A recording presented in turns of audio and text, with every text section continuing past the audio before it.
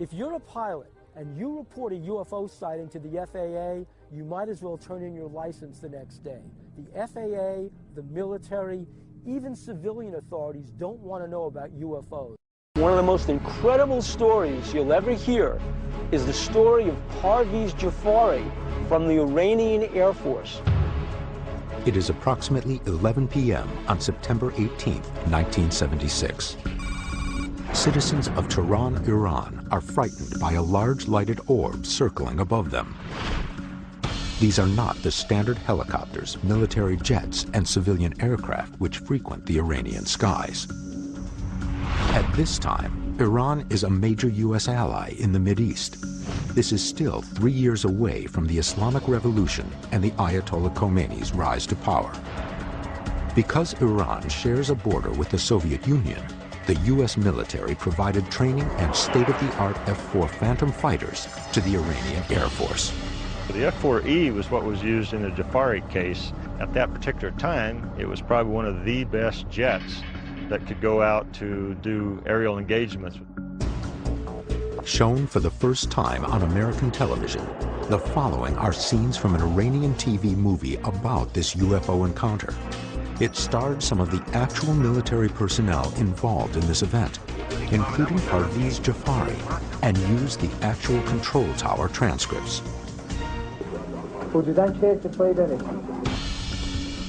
Numerous UFO reports continue to come into the control tower at Mehrabad Airport. These are not military or commercial aircraft.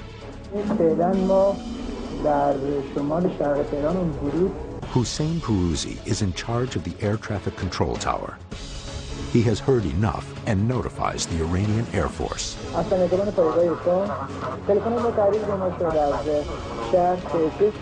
11:31 p.m., they scramble an F-4 from Shiroki Air Base, located in Hamadan, 175 miles southwest of Tehran.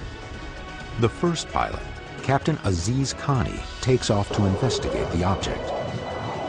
10 minutes later, the base orders another F-4 to be scrambled, this one piloted by Parviz Jafari. Jafari was a major at that time, and he was vectored to intercept a strange light that was over Tehran. I'm Parviz Jafari, a retired general from Iranian Air Force. Jafari estimates the object is as large as a Boeing 707 jet. He followed the light towards the Russian border when suddenly an object broke off from the light and headed towards Jafari's own plane.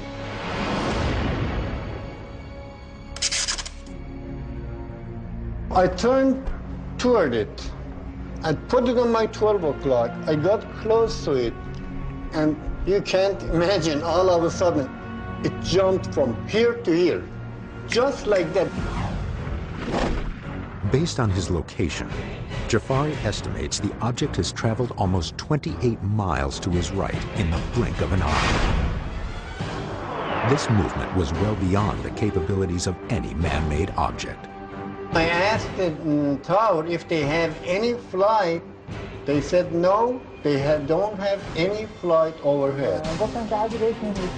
As Jafari continues his approach toward the object, he witnesses something incredible. Something like a moon came out of it. A second object came out of the first Another object below the horizon and started flying toward me. This second orb-like object descends from beneath the triangular lights and races toward Jafari's F-4. Although Jafari is traveling at supersonic speed, this incoming craft streaks by his jet and circles him as if he's standing still. Now imagine I'm flying to a speed of close of sound and something circling around me. After circling Jafari's aircraft, the second orb now returns to the larger diamond-shaped craft, still hovering approximately 25 miles in the distance. For a moment, Jafari thinks he is out of danger, but to his astonishment, another orb has descended and is streaking directly toward his jet for the second time. Jafari now believes he is under attack. He reaches for his instrument panel to arm and fire an AIM-9 heat-seeking missile. But what happens next shocks him. Green and red light should be both on so I could fire. When I looked back on the left side of the instrument panel, the weapon panel was out, no light on it. Jafari believes that in the heat of combat with this UFO, it sent a massive pulse of electromagnetic energy toward his plane, temporarily of the onboard electronics, including the navigation equipment, avionics, and weapons systems. With a disabled missile system and no way to defend against this unknown object, Jafari considers ditching his plane.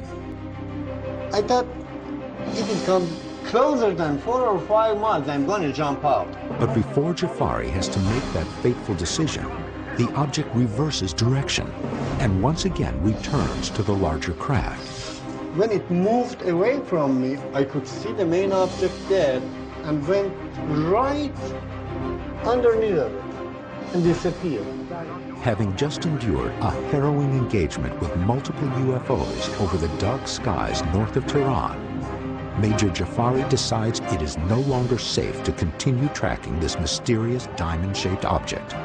He is granted permission to return to Tehran, but as he descends, he realizes a second chapter of his encounter is about to unfold. When I was on descent, again another of these round shape was chasing me. As Jafari descends for his approach to Mehrabad Airport, he sees another small object chasing from behind.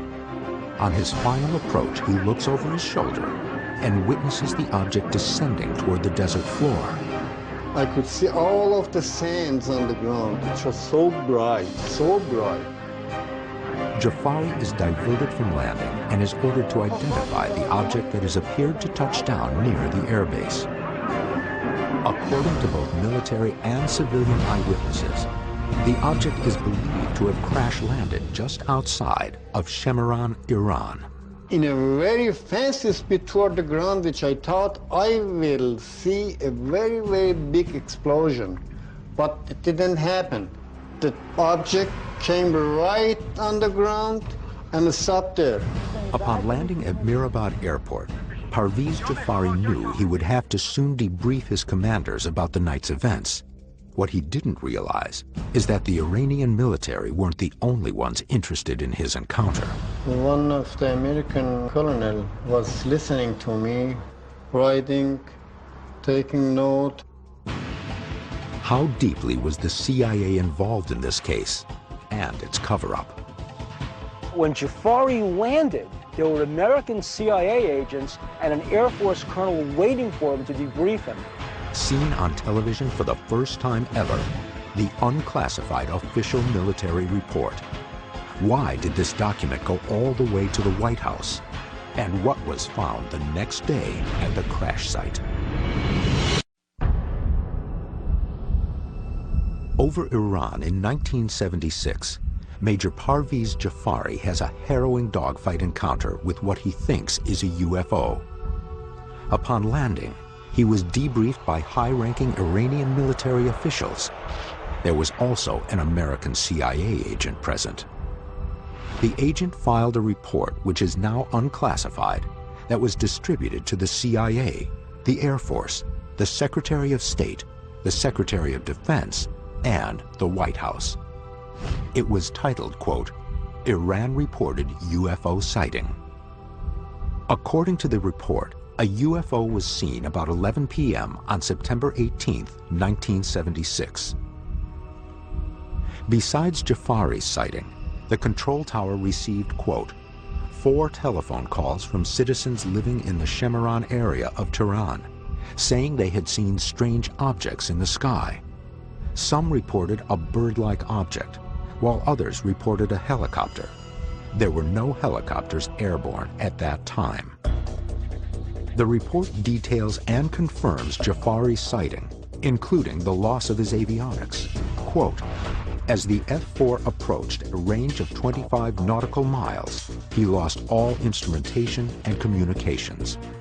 The report further confirms that 2 objects were seen, one as big as, quote, a 707 tanker, and again, quote, the second object headed straight toward the F-4 at a very fast rate of speed, and then, quote, the pilot attempted to fire an AIM-9 missile at the object, but at that instant, his weapons control panel went off.